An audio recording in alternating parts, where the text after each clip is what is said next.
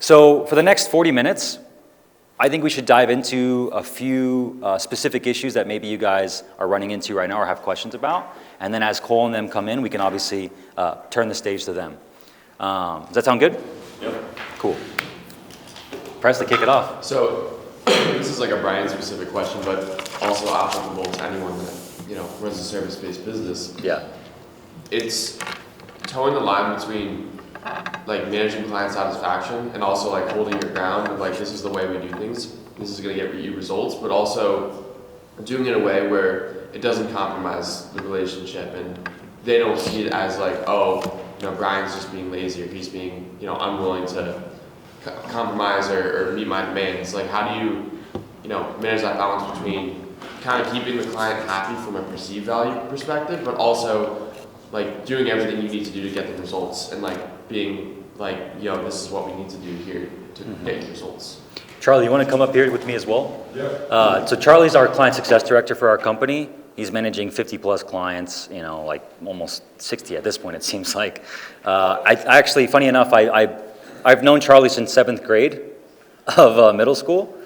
We used to be addicted and play RuneScape together. And he actually was working for Facebook.com at the time when I recruited him to come work with me because I saw how many clients he was managing with Facebook. It was like 50 plus. And I was like, dude, just come do what you're doing at Facebook for us. So I want him to answer this question because we've been going through this a lot more frequently, specifically with our hybrid offer because we've enrolled 4 times as many clients and our fulfillment's been a little bit of an issue as well. But he can talk about this because the word of the last 3 months has been expectations. Yeah, so the most important thing, especially when you're bringing on new clients, is you really have to set the stage in terms of what those deliverables look like and what the expectations are for both of you, right? Because the biggest thing that we've ran into, especially with this new offer, is because it's a hybrid offer, and just to give you guys clarity and context in terms of what that means, we build something for them and then we coach them and release it to them. So the expectations are super high when we're going through this process of doing it for them, and they expect everything to work immediately, which sometimes it does, but most of the time these are things that have to be worked through and optimized, especially from like a campaign management perspective, because a lot of these clients, they don't have a lot of experience with running Google Ads, so they're kind of leaning on us because we did all the grunt work in the beginning, and then we're coaching them on that process after that. But the reason why I say that is because in that process of launching this new offer, it's become very apparent to us, especially over the last few months, super important to tell them exactly what they're going to be getting, exactly what they can expect from us, and also telling them exactly what we expect from them in terms of going through that process. And the more clear that you get with your clients about what exactly they're going to be getting from you and what the expectations of them are for you as well, the better that relationship is going to be. Because again, I don't know exactly what context or what niche you guys. I know obviously you're trading. It sounds like you do copy. Mostly, so we have a YouTube marketing agency, so we work with people in the high ticket info space. Is up. Okay. And so what specifically, like what's an example of a problem that you've had with clients when it comes to this particular issue? Usually it's like very small things, and it's like being able to identify whether that's a thing that's like worth like pushing back on and being like, no, we can't do that, and like kind of being like, all right, like whatever, it's not a big deal. When a client has like, some kind of feedback regarding a video, or they don't want to do this, or just like little things like that, where it's not like life or death. Like if we compromise there, it's not a bigger issue, but more so the precedent in that sense of like, okay, we compromised this time, like what can I get away with? See, the problem with that is you start doing that for everybody. Right, exactly. And it adds up and takes up bandwidth. Then it becomes this whole thing where you're doing one-off things for 15 or 20 clients, and then it's like, dude, how do I keep track of all this stuff that I said I was going to do, and now I haven't done it, or maybe now the client's asking you about something that was custom, and now, again, you're going through this process with so many different clients.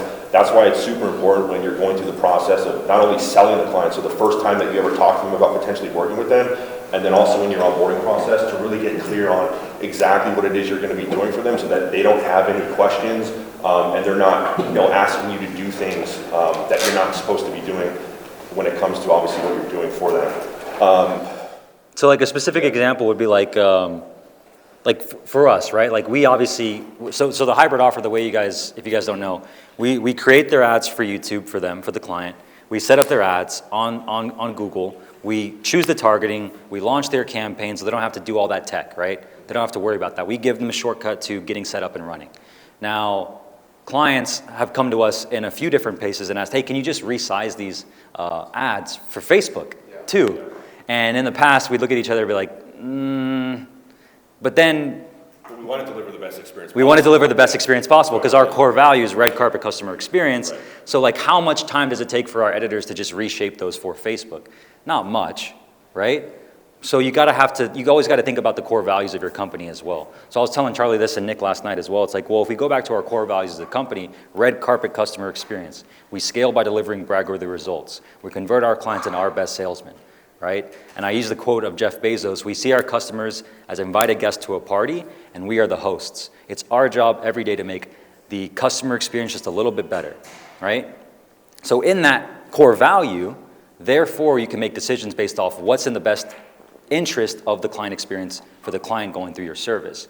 And so if it takes just a little bit of extra minutes to reshape them for Facebook, then let's do that, right? And let's just make that the standard moving forward. But the more you say yes to more custom stuff, the less productized your service becomes. And that's when it's hard to scale, for sure. Yeah, the other thing that would help with this too, and we've been talking about this a lot over the last few months, is really getting aligned on what the goal is for them, right? Because what that's going to do is going to make sure that everything you're doing is helping them get to that goal. And so for us, it's a lot easier for us because like YouTube ads, we want to get YouTube ads up and running.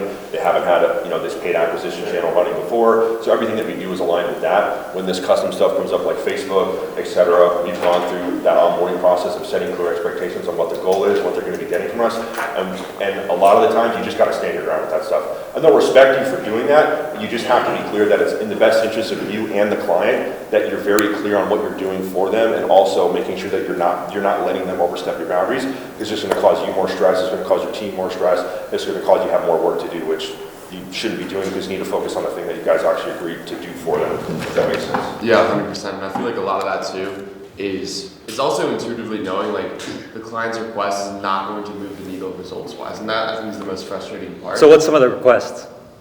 So for example, it's like, oh, can we shoot today? Or can you like follow me around today or something like that? Oh, but the night before they tell you this or something like that. Or like the day before, right? And it's like most of the time the answer like yes, we're able to provide. It's usually not that big of a commitment if we don't have anything planned. But it's like, should we be doing that, right? Because then that limits our bandwidth. Like yes, it improves the client experience and the relationship for sure. But at one point, does that become detrimental? Does that just start taking away? Well, you're a full-time videographer, yeah. Right, exactly. Because then you just get kind of grouped back in that employee role in a way, right? Mm-hmm. Yeah. And this is what kind of happens with Cam is like, this kind of limits in some situations, like when he's always running around, like it limits his ability to work on his brand and his personal stuff and, basically get the client acquisition system up and running again because he's posting content. And sometimes when there's too much, extra stuff, so to speak, it limits how much he's able to do just because he's just so fried and, he's running around all the time. Yeah, I think the cool part about what you guys do and the business you guys have and the agency you're running, you only should have those clients that you do that for at a certain scale for like a few of them at a time, right? That way you can provide that red carpet customer experience, but you still have to have the discipline to, respect your time, right? Because it's only inevitable if you keep doing that, you're gonna burn out, like straight up, dude. And then eventually you're gonna hate the work, because you're gonna have to be flying every single place, doing custom work every single time, last minute, and then it's at your expense of your sleep, right? And that's not good for you or for the client results. So then you have those clients that you obviously set boundaries with, like Charlie said, proper expectations. Here's what we'll do, and we can accommodate, but then also be disciplined in saying like, this is just not within my capacity to do right now. But then you should have, in my opinion, with you guys, another offer specifically for the more masses where you can coach them through that service virtually.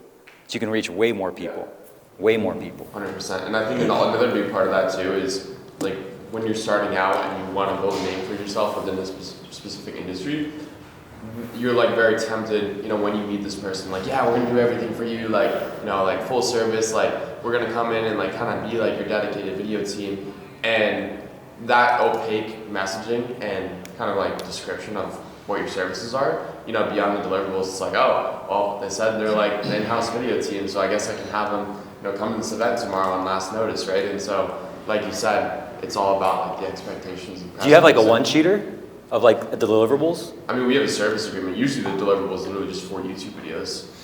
Like we don't say like, oh, X amount of shooting. It's just like we're gonna do great videos and like. Yeah, we have a sheet that I share on our onboarding calls that tells them exactly everything they're getting from us, so there's never any confusion about what exactly their expectations are from us and what they're going to get from us. So the next time after you do that, what Charlie just said with that sheet, you review it with them, and then someone asks you to do something outside of that, you can refer to it, but you can Just, also hey, just letting you know, like. hey, just to let you know, this is outside of the scope of work technically based on what we agreed upon, but we're happy to do it for you this time because of course we want you to get the best. And the frame of that is so much better too, because it just looks like you're going above and beyond what you are. Yeah. And the moment you like do it once and like accept like a last minute call once, then that's the expectation forever. Yeah. So like they get used to just saying, okay, he's gonna do it like that. Even if they're going to take a while, Yeah. for sure. And it's a nuanced subject too, because it's like definitely something that's allowed us to scale and build the relationships that we have thus far. But at what point does it just become like borderline unnecessary, right? It's like when you're starting out and you don't really have the case studies and the results yet, and you're kind of in that process of still developing case studies and relationships. You need stuff like that definitely helps, right? Because it shows that you're doing the unscalable things, you want to get results for them, you care about the relationship. And not that we don't want to stop doing that stuff, but at a certain point it just becomes like physically impossible for the amount of bandwidth and time you have in a day. I mean, I see this kid like ripping Red Bulls 3 times a day and getting 2 hours of sleep on the red eye flights. And like it's not sustainable, and also it hinders and inhibits our personal goals as well, like what we want to do with the brand and potentially scaling our own offers. So it just comes with awareness, because like I'm an empath, so like the reason why I'm good at what I do is also my kryptonite, right? Because I always want to go above and beyond for people and deliver the best experience possible. But as long as you have that awareness that this is something that's only going to hold you back from being able to get to the next level of scale or sign more clients or whatever it is that your goal is in your business, it's just going to put you in a much better position moving forward to make sure that you don't have these issues where you're letting people overstep the boundaries all the time. So like Charlie's great at his job because of the personality type that he is, like, right, very empathetic, right, very relationship based, and we're always trying to do what's best for the client. But then again, like you said, that can hurt you sometimes, because then you give more than what like you're even supposed to. You give more of yourself, and it's at the risk of your own self too, right? And that's where it becomes bad. So if it's causing you like health problems, that's where it becomes an issue too. And then it starts taking away from other clients too. Yeah. It's like now I'm spending time doing something else for somebody when I should be focusing on working on something else that I'm actually supposed to be doing. 1,000%. And that's also a very complex dynamic as well, because the way that Cam has built his brand and the way we kind of document things online, it's like we're always kind of documenting what we're doing with clients, and it's like, right, there's like a natural kind of competition anxiety between some of the clients. It's like, oh, like you're with them today, you know what I mean? Not that it's ever like explicitly come up, but I think about that sometimes for sure. Cam, do you want to speak on this real quick? Like just this entire subject, because you're the one that's asleep. Yeah, I mean, I think what it comes down to is I haven't really noticed as much of a difficulty on my end of things, because like when I'm with the client, like I'm with the client, and that's like one thing that I put a lot of focus on is like I want to be present, and it's like if they want to shoot extra stuff, I'll shoot extra stuff. But I think where the disconnect can come in is when like it's on Presley's side, because he's like more like client facing, on the back end of like all the fulfillment items and whatnot, and like they'll be like, oh, like can we do the shoot, whatever, and then like sometimes I'll just be like, that works for me, and then like I like overlook everything else that comes with that, and like the management, and like what is the current bandwidth of our team currently to take on more projects. And also like I don't know, like for me, like I would just say it's not as much of an issue. Like I have a pretty good bearing on like what I can do and when I'm pushing myself too much, like because I've done it enough before where I know like where if I'm redlining or not, and like I can like pull back from that, and like if I'm gonna burn out and like manage that. So like if I like go to the Grand Canyon or something, I'm like, all right, I need like a solid reset, and like gets myself back in the game. But I would say that I feel like I'm like, for example, like one of our clients this morning was like, I sent him over a thumbnail. He's like, oh, like, do you think you could put some text on it? And I was like, no, it doesn't need text. You're like, we'll see how it performs, but like I'm more confident in the performance of it like this than you are with the fact that it needs text to perform. So like I'm like the guy that would just be like, no, like shut up, like you're wrong. But like I feel like I don't know, I feel like you have more empathy and that. Yeah, and that's like where Cam is a little bit better at like starting with the client, because like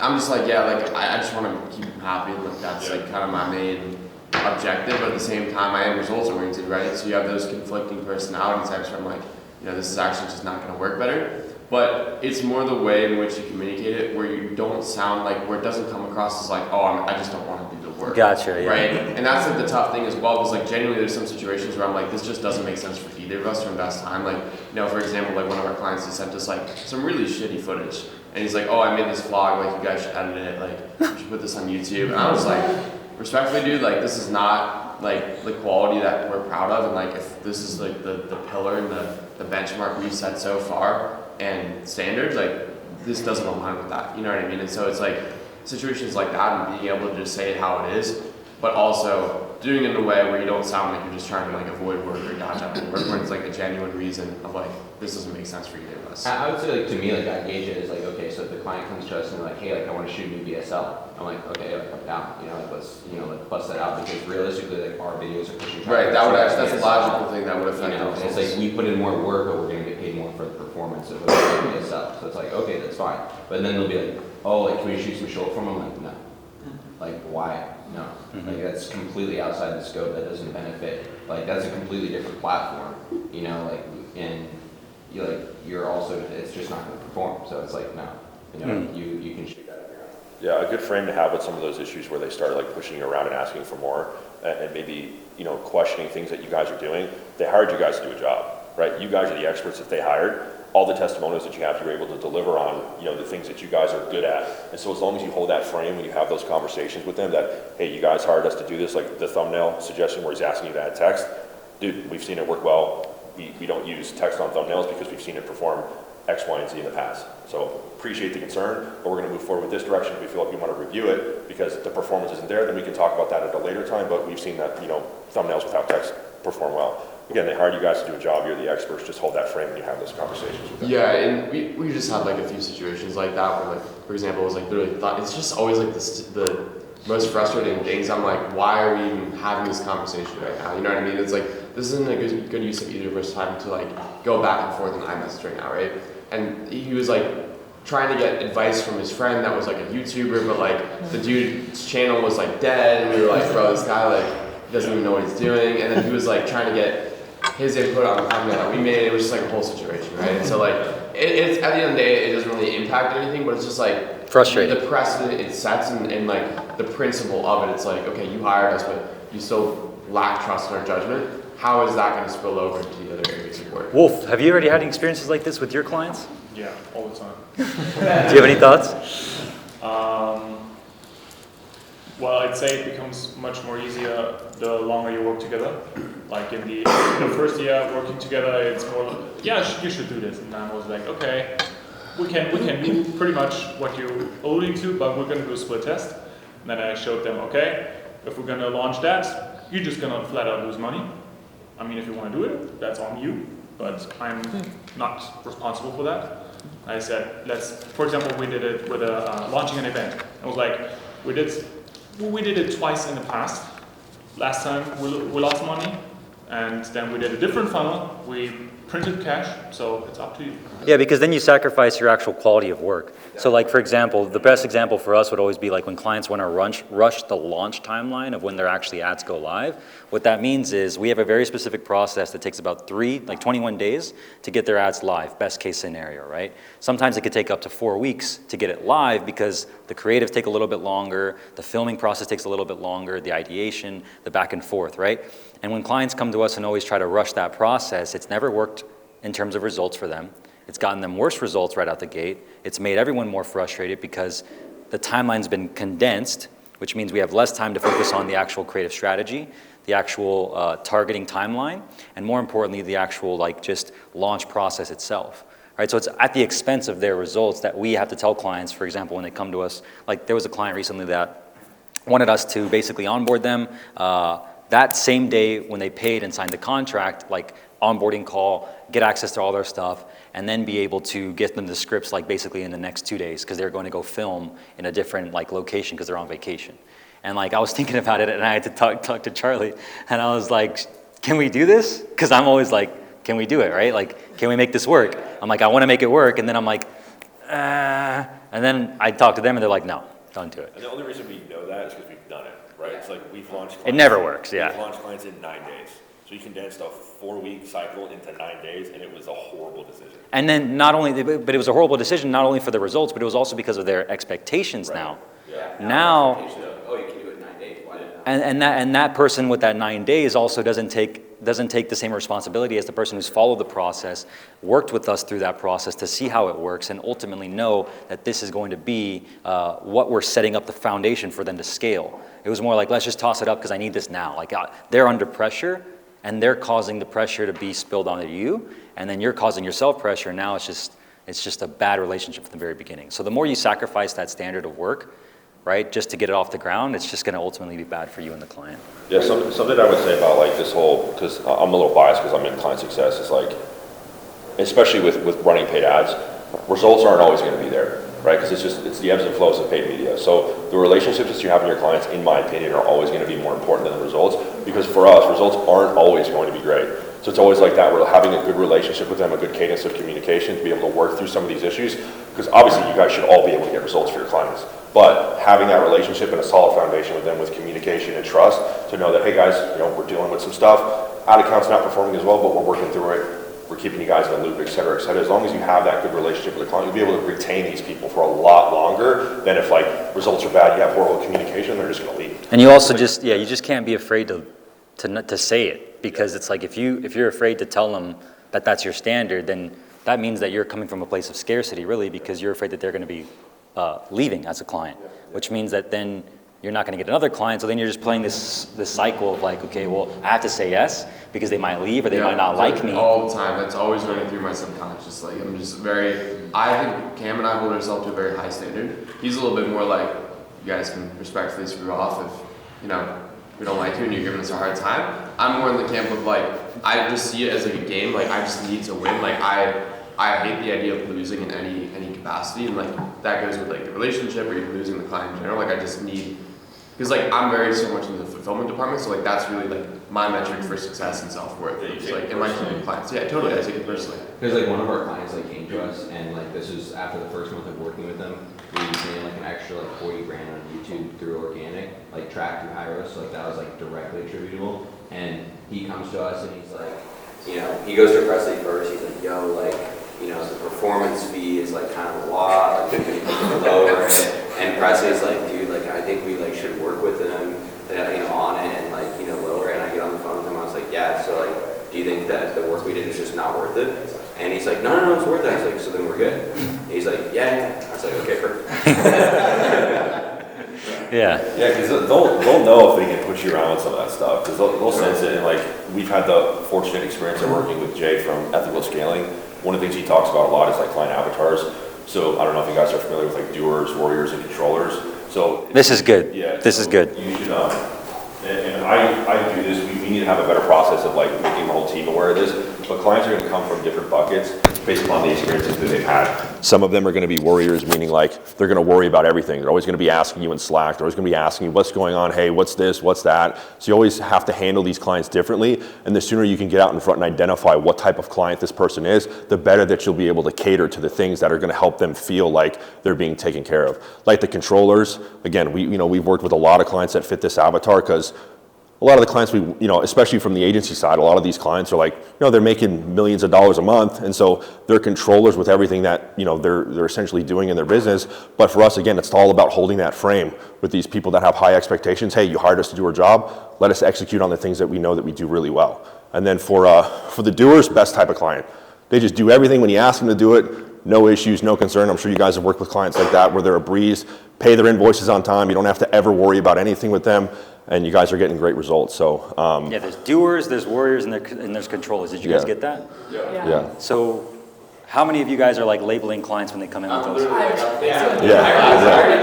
Yeah. This is so important. This Yeah. is why Charlie is working with like the client success, and we're growing that department even bigger, because like we never had that classification when a client came in. Yeah. The way you have to communicate with the client, depending on their avatar, is completely different. Yeah.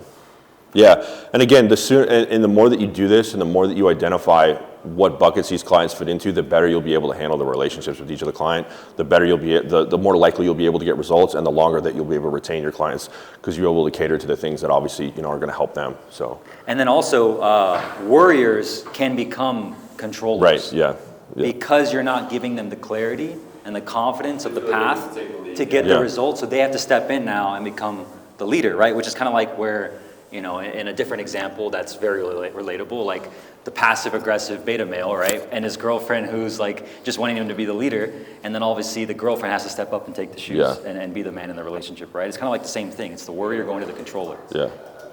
Yeah, and it's very hard to get. But it's ultimately that, a response. It's ultimately your fault, Yeah. right? As a provider, because you didn't step up and lead and tell them everything's all right. Just do the work we told you to do, and like coach them to get the results and say you're on the right path, right? And then controllers can become warriors, or doers can become warriors if you're not giving them the clear path and the things they need to do to get the results. You see how it works, right? Yeah, it's almost like, you know that meme about like weak men can be hard times. It's like, in this case, it'd be like, you know, doers turn into warriors that turn into controllers, right? Yes. Yeah. It's like you don't catch it early enough, like before you know it, you got a nightmare client on your hands. It's hard to get them back to those other stages too, because now they have all of the experience of like what has caused them to become that less ideal client. Yeah. So that you have to repair the trust of that relationship, and that, I mean, repairing trust takes a lot of time. Yeah, so you got to from the moment you sell a client, you have to label them with what you believe their specific avatar is. That way, when you hand it off to fulfillment or whoever's handling fulfillment for your team, whether it's you or your business partner, whatever the case may be, they have the frame and they know what to expect and how to manage this client better. Yeah, and the last thing that I'll say on like the client success stuff is never be the person that's playing defense. And what I mean by that is the way that we approach clients is we never want them worrying about things or not knowing what's going on. So we're always hyper communicated with them in Slack. So they're never asking us for things. We're always telling them, hey, here's the update, here's how things are going, here's what we need next from you. So that way it helps them stay the doers. It helps them be a better client because they're never asking us for things. We're always telling them, hey, here's what's next, here's what you can expect. Playing offense versus defense. Yeah. Always it's being on top of super important. communication. Yeah. Cool. Nice, dude. Thank you. Yeah, of course. Was that helpful? Yeah. This was a good little masterclass thing. Yeah. It's cool how I like Thank you, sir. blossomed a few different subjects there.